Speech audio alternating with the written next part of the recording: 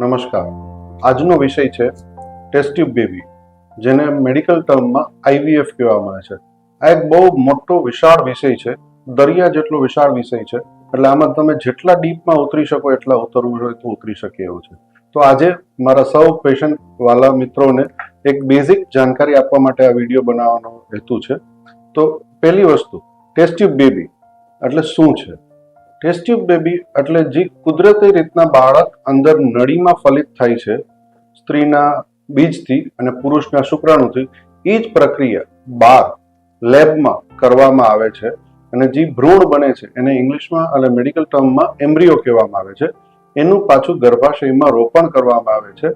આ સંક્ષેપમાં test tube બેબીની પ્રક્રિયા કહેવાય. હવે આમાં અલગ અલગ સ્ટેપ્સ છે. પહેલું વસ્તુ, ટેસ્ટ ટ્યુબ બેબી ક્યારે કરવું જોઈએ? તો એના ઘણા કારણોસર છે કે કયા દંપતીને ટેસ્ટ ટ્યુબ બેબી કરવાની જરૂર પડતી હોય છે.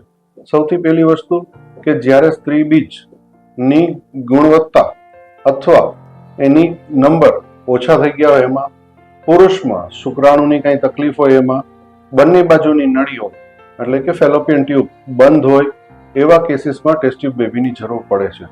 ઘણીવાર એવું પણ જોવામાં આવ્યું છે બધા રિપોર્ટ્સ નોર્મલ હોવા છતાં ઘણા દંપતીઓ પ્રેગ્નન્સી નથી રાખી શકતા.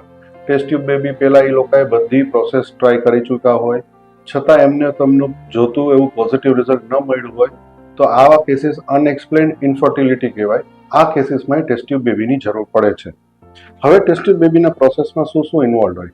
સૌથી પહેલી વસ્તુ અને સૌથી અગત્યની વસ્તુ છે કે પેશન્ટને ટેસ્ટ ટ્યુબ બેબીની પ્રક્રિયા વિશે પૂરેપૂરી જાણકારી આપો.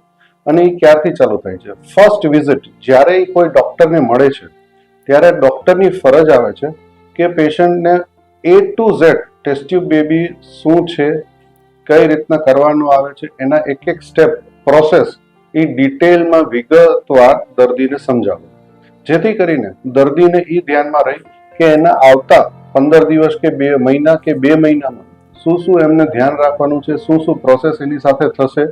તો એના ઉપર જાગૃત રહે તો એ લોકોએ થોડુંક એમાં સપોર્ટ આપી શકે તો એમને જ બેનિફિટ થાય.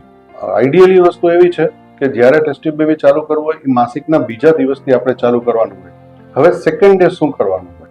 માસિક જ્યારે આવે ત્યારે માસિકના બીજા દિવસથી બાળક રાખવાની કોઈ પણ પ્રક્રિયા હોય, નેચરલી અથવા આઈયુઆઈ કે ટેસ્ટ ટ્યુબ બેબી, એની ટ્રીટમેન્ટ હંમેશા માસિકના બીજા દિવસથી ચાલુ થાય છે. તો બીજા દિવસે ફર્સ્ટ કન્સલ્ટેશન આઈવીએફ ચાલુ કરવા ટાઈમે સૌથી પહેલી આપણે જરૂર હોય બેઝિક બ્લડ રિપોર્ટ્સ, હસબન્ડના અને વાઇફના, અને વાઇફના હસબન્ડના શુક્રાણુના રિપોર્ટ્સ. સાથોસાથ વાઇફની એક ડિટેલ્ડ વજાઇનલ સોનોગ્રાફી, જેમાં કે ગર્ભાશયની કોથળી કેવી છે, સ્ત્રી બીજ કેવા છે, કેટલા નંબર ઓફ બીજ એમની અંદર છે, કોઈ સ્ત્રી બીજની અંદર ગાંઠ છે કે નહીં, એ બધું રૂલ આઉટ કરી માસિકના બીજા દિવસથી હોર્મોનલ ઇન્જેક્શન્સ ચાલુ કરવાના હોય.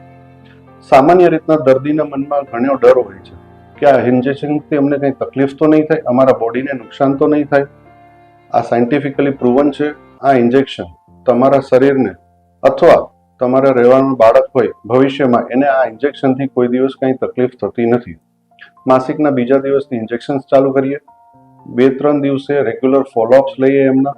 ત્યારે ઇન્જેક્શનના ઇફેક્ટથી એમના સ્ત્રી બીજ ફલિત મોટા થાય છે કે નહીં, એ પ્રમાણે ચેકઅપ કરતા રહીએ અને એને ડોઝને ઇન્જેક્શન્સને એડજસ્ટ કરી રાખીએ. અગત્યની વસ્તુ એ છે કે આમાં પેશન્ટે સેલ્ફ કેર પણ કરવી જોઈએ. ખાલી ડોક્ટર જ એકલું કરે એ ન ચાલે. આમાં ઇન્જેક્શન્સના ટાઈમિંગ બહુ અગત્યના વસ્તુ છે કે ટાઈમસર ઇન્જેક્શન લેવાનો, એક પણ ડોઝ મિસ ન થવો જોઈએ. Timing is very important. Second thing, જ્યારે પણ આ બધા ઇન્જેક્શન્સ આપીએ પછી જ્યારે સ્ત્રી બીજ પૂરતી સાઇઝની અમને જોતી હોય, જનરલી કહેવાય છે કે 18 મિલીમીટરના સ્ત્રી બીજ થાય એ આઈડિયલ ટાઈમ હોય, ત્યારે એ જ સ્ત્રી બીજને ફૂટવા માટે એક ઇન્જેક્શન આપવામાં આવે જેને કહેવાય HCG ઇન્જેક્શન.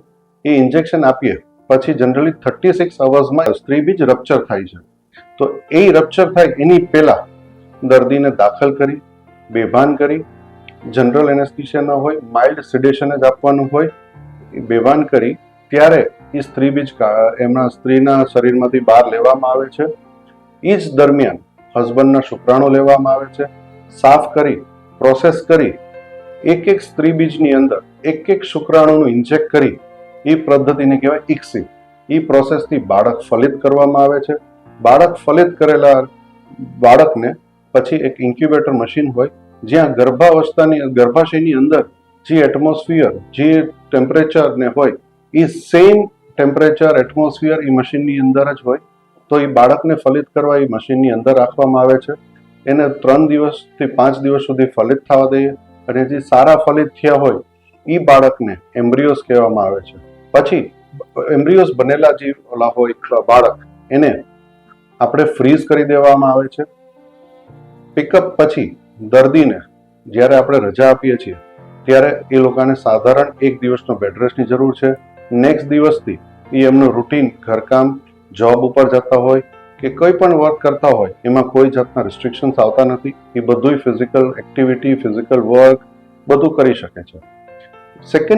નેક્સ્ટ મંથ જ્યારે પાછું મેન્સેસ આવે ત્યારે સેકન્ડ ડે, માસિકના બીજા દિવસથી ગર્ભાશયની અંદર એક ગાદી હોય જ્યાં બાળક ઇમ્પ્લાન્ટ થઈ અને બાળક ગ્રો થતું હોય ત્યારે માસિકના બીજા દિવસથી એ ગાદી બનવાની દવા ચાલુ કરીએ. અગેન રેગ્યુલર સોનોગ્રાફી ચેકઅપ કરતા રહે. જ્યારે ગાદીની સાઇઝ અમને લાગે યોગ્ય છે બાળક રોપણ કરવા માટે ત્યારે દર્દીને પાછા એડમિટ કરીએ અને એને એમ્બ્રિયો ટ્રાન્સફર કહેવામાં આવે. જે એમના બાળક ફ્રીઝ કર્યા છે એ બાળકને પાછા અમે નોર્મલ ટેમ્પરેચરમાં લઈ આવી ગર્ભાશયની અંદર રોપી દઈએ છીએ. એને કહેવાય એમ્બ્રિયો ટ્રાન્સફર. એમ્બ્રિયો ટ્રાન્સફર વખતે કોઈ પણ જાતનું એનેસ્થીશિયા કે બેભાન કે સીસી સુંઘાડવામાં આવતી નથી. એ બહુ સિમ્પલ પ્રોસિજર છે, પેઇનલેસ પ્રોસિજર છે અને એ દરમિયાન દર્દીને 4 થી 6 કલાક ખાલી હોસ્પિટલમાં એડમિટ રાખવામાં આવે સેફટી માટે. આમ તો દર્દી કલાક પછી ઘરે જઈ શકે, કલાક 2 કલાકમાં જ, પણ એક્સ્ટ્રા સેફટી માટે અમે 4 થી 6 કલાક પેશન્ટને અહીંયા જ બેડ રેસ્ટ કરાવીએ છીએ. બાળક રોપ્યા પછી દર્દીએ શું ધ્યાન રાખવું જોઈએ? સૌથી અગત્યની વસ્તુ છે મેન્ટલી દર્દીએ પોઝિટિવ ફ્રેમ ઓફ માઇન્ડ રાખવું જોઈએ. બાળક મૂક્યા પછી 15 દિવસે રિપોર્ટ આવે તો આ 15 દિવસ બહુ અગત્યના હોય છે. એમની માનસિક સ્થિતિ કેવી છે એના ઉપર રિઝલ્ટ ઘણું ડિપેન્ડ કરે છે. તો એ જો 15 દિવસમાં પોઝિટિવ ફ્રેમ ઓફ માઇન્ડ રાખે, સારા વિચારો રાખે. સેકન્ડ થિંગ, બધાનું એવું માન્યું છે કે બેડ રેસ્ટ જ કરવો જોઈએ, એવું નથી. લાઇટ હાઉસહોલ્ડ વર્ક એટલે નાનું મોટું કામ, ઘરકામ કરી શકે જેથી કરીને દર્દી ફ્રેશ રહી શકે. આરામથી પલંગ ઉપર જ કે બેડ ઉપર સૂતા રહે આખો દિવસ તો માનસિક રીતના આપણે સ્ટ્રેસ વધે, ટેન્શન આવે. એટલે નાનું મોટી એક્ટિવિટીમાં એ પોતાની જાતને બિઝી રાખે તો ફ્રેશ રહે, જેનાથી રિઝલ્ટ આવવાના ચાન્સીસ બહુ સારા રહે છે. અમુક ઘણી પછી માન્યતાઓ હોય છે, એ વિશે આપણે પછી આગળ ચર્ચા કરશું.